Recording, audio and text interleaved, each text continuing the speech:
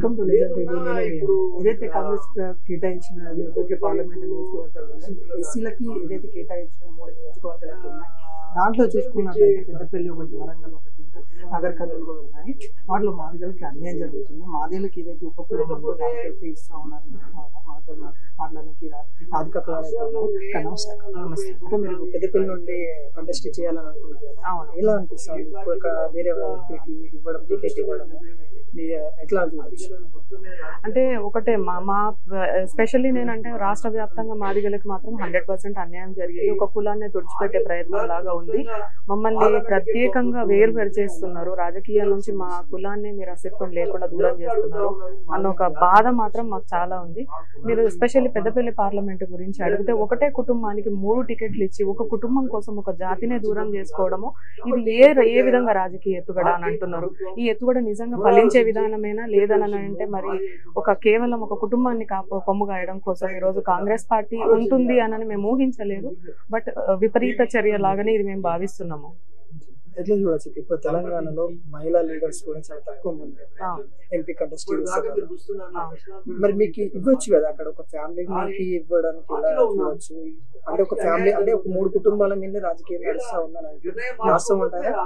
అది వాస్తవమే. ఇప్పుడు మీకు ఇవ్వచ్చు కదా అని ఇవ్వమనే మేము కూడా అడిగినాం. మరి ఇవ్వట్లేదు అని అంటే మరి అధిష్టానం ఆలోచన ఏ విధంగా ఉందో తెలియదు. బట్ ఆయన అధిష్టానం ఆలోచనని మేము ఈ రోజు ఏకీభవించి సరే పని చేయడానికి కూడా మేము సిద్ధమవుతున్నాం. కాంగ్రెస్ పార్టీ గెలవాలని మనస్ఫూర్తిగా కోరుకుంటాము. కానీ కాంగ్రెస్ పార్టీ మాకు అండగా ఉంటామని మిమ్మల్ని మేము వాగ్దానం చేయమని అడగలేదు. ఉదయపూర్ డిక్లరేషన్ చేయమని మేము అడగలేదు. ప్రియాంక గాంధీ గారు మహిళలకు రిజర్వేషన్ గురించి మీరు అనౌన్స్ చేసి వెళ్ళారు.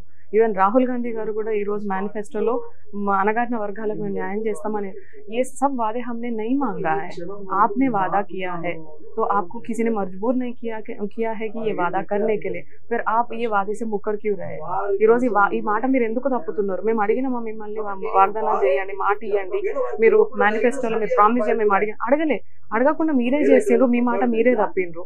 ఇది ఎందుకు? ఇది ఎంతవరకు న్యాయం అని మేము ఈరోజు ప్రశ్నిస్తున్నాం. ఇట్లా అధికారం ఏదైతే ఏఐసిసి ఇక్కడికి వెళ్ళారా, అక్కడికి ఢిల్లీలో కూడా మీ వాదన పంపించారా, లేకుంటే ఇక్కడ గాంధీ భవన్ గారికి ఆపేశారు? ఇంటి చెట్టు వైద్యానికి పనికిరాదు అని సామెత ఒకటి ఉంది. సో ఈ రోజు ఎట్లుంది అంటే పార్టీలో కష్టపడి పనిచేసిన వారిని పక్కన పెట్టి అంటే కనీసం పిలిచి చర్చలు కూడా, ఈవెన్ టికెట్ వచ్చిన వ్యక్తి కూడా ఇంతవరకు కూడా ఈ క్యాస్ట్ నుంచి ఒక మహిళ ఉంది, ఒక అమ్మాయి ఇక్కడ నుంచి పోరాటం చేసింది అని కనీసం టికెట్ తీసుకున్న వ్యక్తి కానీ ఇప్పటి వరకు కూడా మమ్మల్ని సంప్రదించలేదు. అంటే ఏంటి అంటే మాదిగల ఓట్లు మాకు అవసరం లేదని వాళ్ళు అనుకుంటున్నారు. ఈ రోజు వాళ్ళు మాకు సమాధానం చెప్పారు. మీరు అనౌన్స్ చేయండి మాదిగల ఓట్లు మాకు అవసరం లేదు అని మీకు అనిపిస్తే మీరు చెప్పండి. మీరు ఈ రోజు దాని ప్రకారము మరి మీరు అనౌన్స్ చేసిన దాని ప్రకారం మేము అధిష్టానంతో ఏం మాట్లాడుకోవాలో మేము నెక్స్ట్ కార్యాచరణ మేము నిర్ణయం తీసుకుంటాం. చూసుకున్నట్లయితే ముఖ్యంగా మనకి తెలంగాణలో ఇప్పుడు కాంగ్రెస్ అయితే గవర్నమెంట్ ఫామ్ చేస్తుంది, కొన్ని పథకాలు అమలు చేస్తూ ఉంది. ఇప్పుడు కూడా మనం చూసుకున్నట్లయితే తుక్కుగూడలో అమలు చేస్తూ ఉంది. ఇలాంటి సమయంలో ఇప్పుడు మీరు రేవంత్ రెడ్డి గారు కూడా కలవడానికి వెళ్ళినప్పుడు కూడా అపాయింట్మెంట్ ఇవ్వలేదు. అంటే మీ కార్యకర్తలు ఎందుకు అలా అపాయింట్మెంట్ కూడా మీకు ఇవ్వలేక, అంటే మీకనే కాదు మాజీ మంత్రి వర్గ వాళ్ళకు కూడా ఇవ్వట్లేదు. అంటే ఎస్సీ నుండి వెళ్ళిన వాళ్ళకి ఎందుకు ఎలా చూడొచ్చు అపాయింట్మెంట్ ఇవ్వకపోతే? దీన్ని ఎస్సీ అంటే ఎట్లా చూడొచ్చు అని అనే దానికంటే కూడా తీసుకోలేని స్థాయిలో ఈరోజు మా జాతి ఉంది. అంటే మేము ఏఐసిసి నుంచి మాకు ఏంటంటే కష్టపడి పనిచేయడం తెలుసు. మీరు పోల్చుకుంటే ఎక్కువ ప్రాణత్యాగం చేసిన వాళ్ళు మాదిగలే ఉంటారు, ఈరోజు పోరాటం చేసిన వాళ్ళు మాదిగలే ఉంటారు. లేకపోతే ఎక్కువ మీరు అంటే లాబింగ్ చేసే వాళ్ళలో మా వాళ్ళు ఉండరు, లేకపోతే పైరవీలు చేసే వాళ్ళలో మా వాళ్ళు ఉండరు, లేకపోతే ఆర్థికంగా ఫైనాన్షియల్ స్కామ్స్ చేసే వాళ్ళలో మా వాళ్ళు ఉండరు. అంటే మా కులం ఏంటంటే నీతిగా నిజాయితీగా బతుకుతుంది అనడానికి ఇది మేము ఏదైతే ఫెయిల్ అయినాం మీ లాబింగ్లోనో ఇంకే విధానంలోనో మేము ఫెయిల్ అయినామో దాన్ని బట్టే మేము ఇంకా నీతిగా నిజాయితీగా ఉన్నాము అని అన్నది మాత్రము నాకు ఈరోజు మనస్తృప్తిగా ఉంది. యాక్చువల్లీ నిజంగా వేరే కులాలతో పోల్చుకుంటే we are far better then anybody else.